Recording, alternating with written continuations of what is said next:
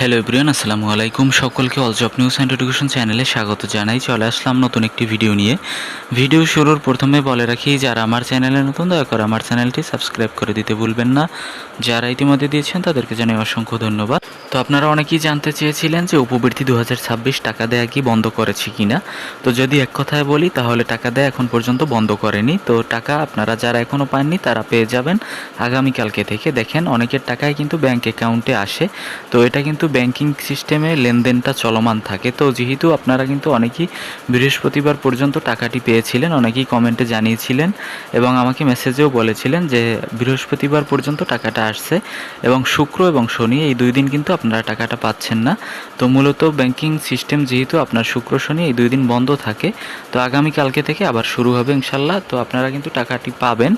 আপনারা মনে করতে পারেন যে টাকা দেওয়া মনে হয় আবার বন্ধ করছে না, আর একই সাথে কিন্তু যে আপনি টাকাটা পেয়ে যাবেন ব্যাপারটা এমন না। আস্তে আস্তে আপনারা এই মাসের ভিতরেই পেয়ে যাবেন আশা করা যায়।